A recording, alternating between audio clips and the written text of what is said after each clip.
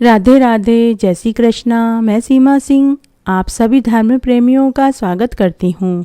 आज मैं आपको श्राद्धों में सुनी जाने वाली कहानी सुनाने जा रही हूँ। अगर आप श्राद्धों में कहानी सुनेंगे तो इससे आपके पितृ खुश होंगे, आपके ऊपर पितृदोष जो लगा हुआ है वो समाप्त होगा, पितरों का पूरा आशीर्वाद मिलेगा। इससे वंश की जड़ हमेशा फलेगी फूलेगी, परिवार खूब तरक्की उन्नति करेगा। आइए 16 दिनों तक सुनी जाने वाली श्राद्ध की कहानी आज मैं आपको सुनाने जा रही हूँ। बात बहुत पुरानी है। एक गांव में एक साहूकार था। वह बहुत बड़ा दाल व चावल मील का व्यापारी था। वह नगर में सबसे धनवान था। उसका नाम धनीराम बनिया था। उसके 4 पुत्र व 3 पुत्रियां थीं। सभी का विवाह हो चुका था। उसके पूर्वज दान देने के नाम से प्रसिद्ध थे। उन्होंने धनीराम के पूर्वजों ने नगर में कई जगह कुएं, तालाब, अस्पताल, धर्मशालाएं, अनाथ आश्रम, विधवा आश्रम बनवाए। धनीराम के पूर्वज गरीबों और बीमार व्यक्तियों के लिए हमेशा दान किया करते थे। गरीब लोगों की कन्याओं के लिए वैवाहिक सम्मेलनों का आयोजन भी करवाते थे। सारा खर्चा वो खुद उठाते थे। आसपास के सभी नगर वाले उन्हें दानदाता के नाम से जानते थे। परंतु पूर्वजों के मरने के बाद धनीराम ने दान करना बंद कर दिया। धनीराम बड़ा कंजूस था। वह धनीराम धन के दान को पैसों की बर्बादी समझता था। अगर कोई धनीराम से मदद मांगने आता तो वह उन्हें डांट डपट कर भगा देता था। अगर कोई धनीराम से उसके पूर्वजों की दुहाई देता तो धनीराम कहता कि मेरे पूर्वज मर गए हैं तो उनके साथ दान देने की परंपरा भी मर गई है। अब जाओ यहाँ से, अब वापस कभी मत आना। बेचारे लोग चुपचाप चले जाते। धनीराम बड़ा कंजूस था। न तो वह खुद अच्छा खाना खाता और ना ही परिवार में अपने बेटा बहुओं, पोते पोतियों व पत्नी को अच्छा खाना देता था। वह खुद हमेशा फटे पुराने कपड़े पहनने लगा। अपनी पत्नी, बेटा बहुओं को भी अच्छे कपड़े पहनने से मना करता था। एक दिन की बात है। धनीराम का एक मित्र धनीराम को जीमने का निमंत्रण देने आया। तब धनीराम की पत्नी अपने पति के मित्र के लिए चाय नाश्ता लाने जाने लगी तो धनीराम ने पत्नी से कहा, अरे भगवान, चाय नाश्ते की क्या ज़रूरत है? मेरे दोस्त को और दूसरी जगह भी निमंत्रण देने जाना होगा। तू तो जल का लोटा ले आ। और हंसता हुआ अपने दोस्त से बोला, क्यों मित्र, क्या मैं झूठ बोल रहा हूँ?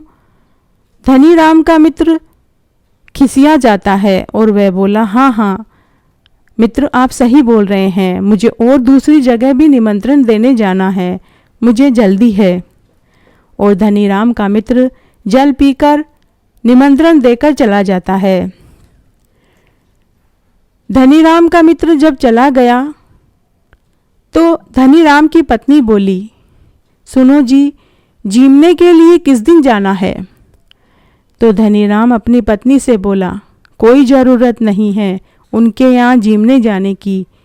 आज हम अगर उनके घर जीमने जाएंगे तो कल हमें उसे बुलाना पड़ेगा, बेकार का खर्चा बढ़ेगा। पत्नी चुप रह जाती है। शाम को धनीराम अकेले ही मित्र के यहाँ जीमने पहुंच गया। वहाँ तरह तरह के व्यंजन बने थे। लड्डू, इमरती, जलेबी, बर्फी, दही बड़ा, आलू पूड़ी, कचौड़ी, नमकीन और भी अनेक व्यंजन बने थे। पूरे पंडाल में व्यंजनों की बहुत खुशबू आ रही थी। धनीराम को देखते ही उसका मित्र स्वागत के लिए आया और बोला, अरे मित्र, तुम्हारा परिवार व भाभी जी बाकी सब लोग कहाँ हैं? उन्हें भी लेकर आते, उन्हें क्यों नहीं लाए? तो धनी राम बोला, अरे मित्र, उन्हें दूसरी जगह जीमने जाना था। तब मित्र बोला, चलो कोई बात नहीं, तुम जीमने चलो। तो धनी राम बोला, अरे नहीं मित्र, मैं तेल घी के सामान खा लेता हूँ तो बीमार पड़ जाता हूँ, मैं तो ऐसे ही तुमसे मिलने चला आया था। और धनी राम मन ही मन सोचने लगा कि आज अगर मैं इसके यहाँ खाना खाऊंगा तो कल मुझे भी बुलाना पड़ेगा। और धनी राम बिना कुछ खाए घर चला आया। लेकिन घर आने के बाद उसे उन व्यंजनों की खुशबू अभी भी याद आ रही थी। वह उन व्यंजनों की खुशबू को भुला ही नहीं पाया। मन ही मन वह खाने की इच्छा महसूसने लगा। इस तरह कई दिन बीत गए, लेकिन वह व्यंजनों की खुशबू को अभी भी नहीं भुला पाया। धीरे धीरे वह बीमार पड़ गया। तब उसकी पत्नी ने एक दिन अपने पति से पूछा कि स्वामी, आपको किस बात का दुख है? व्यापार में क्या घाटा लग गया है या किसी ने कुछ कह दिया है? तब धनी राम बोला कि भगवान, मुझे स्वादिष्ट व्यंजन खाने की इच्छा हो रही है। तब उसकी पत्नी बोली कि स्वामी, क्या हम इतने गरीब हैं कि हम स्वादिष्ट व्यंजन बनाकर नहीं खा सकते? मैं आज ही सबके लिए स्वादिष्ट व्यंजन बनाती हूँ। तब धनी राम पत्नी को डांटते हुए बोला, पागल हुई हो? सबके लिए स्वादिष्ट व्यंजन बनाओगी तो कितना अन्न और धन खत्म हो जाएगा। कोई ज़रूरत नहीं सबके लिए स्वादिष्ट व्यंजन बनाने की। पत्नी अपने पति की बात सुनकर भौचक्की सी रह गई। वो ये बात जानती थी कि उसका पति कंजूस है, लेकिन इतना कंजूस कि अपने परिवार के लिए भी वह ऐसी बातें बोलेगा। पत्नी चुप रह जाती है। तब धनी राम घर से बाहर निकला। बाजार से उसने 1 किलो दूध, चीनी, चावल और घर से बर्तन लिया।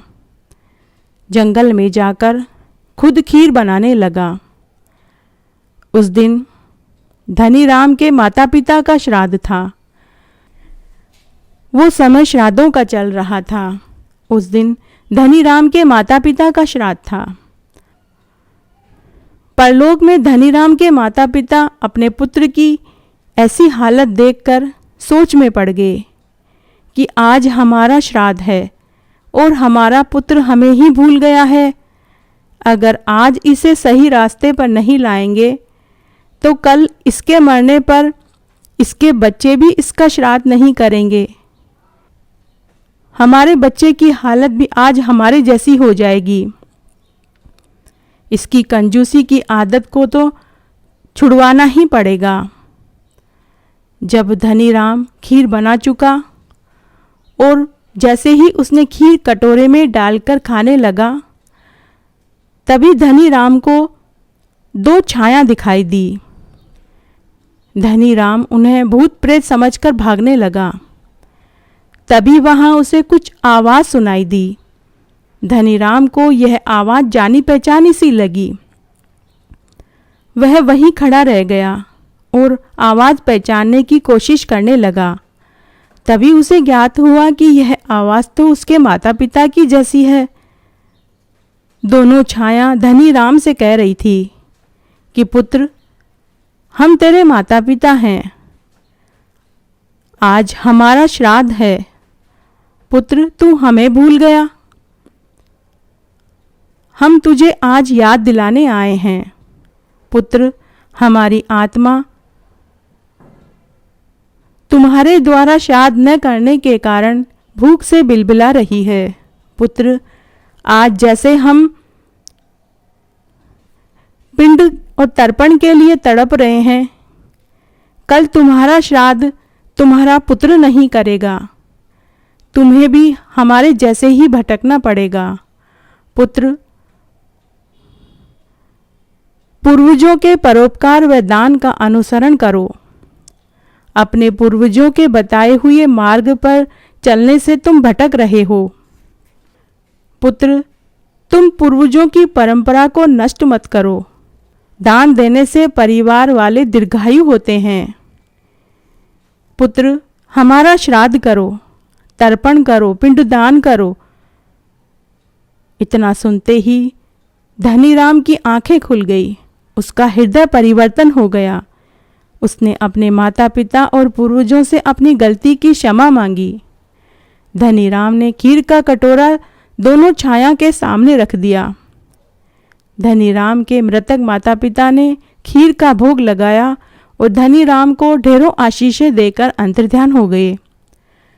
उसी समय धनीराम घर आया। उसने हलवाई से खीर पूड़ी कचौरी जलेबी इमरती सब्जी पूड़ी बनवाई और 21 ब्राह्मणों को और पूरे गांव को अपने माता पिता के श्राद्ध का खाना खिलाया।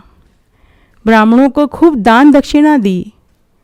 धनीराम के परिवार वाले भी बहुत खुश हुए। धनीराम के घर अब रोज नए नए के व्यंजन बनने लगे। धनीराम के घर दान लेने वालों की कतार लगने लगी। सब लोग धनीराम से दान लेते और धनीराम की जय हो, धनीराम की जय हो का जयकारा लगाने लगे। अब धनीराम दोनों हाथों से दान करने लगा और गरीबों, बीमार और ज़रूरतमंदों से दुआएं झोली भर कर लेने लगा। तब एक रात्रि को धनीराम के पूर्वज उसके स्वप्न में आए और उसे ढेरों आशीषें देकर चले गए। इस तरह हमें भी हमारे पूर्वजों का श्राद्ध करना चाहिए, तर्पण करना चाहिए। श्राद्ध करने से पूर्वज तृप्त होते हैं और अगर पूर्वज तृप्त हो जाएंगे तो उनका आशीष हमेशा परिवार पर बना रहेगा। वंश की जड़ हमेशा फलेगी फूलेगी और परिवार में सभी उन्नति और तरक्की करेंगे। लड़ाई झगड़े क्लेश खत्म हो जाएंगे। इस तरह आज मैंने आपको श्राद्ध में सुनी जाने वाली एक पौराणिक कथा सुनाई। आशा करती हूँ आपको ये ज़रूर पसंद आएगी। मेरे साथ बने रहने के लिए आपका धन्यवाद। आगे की कथा कहानी के लिए भी आप मेरे साथ इसी तरह बने रहें। धन्यवाद।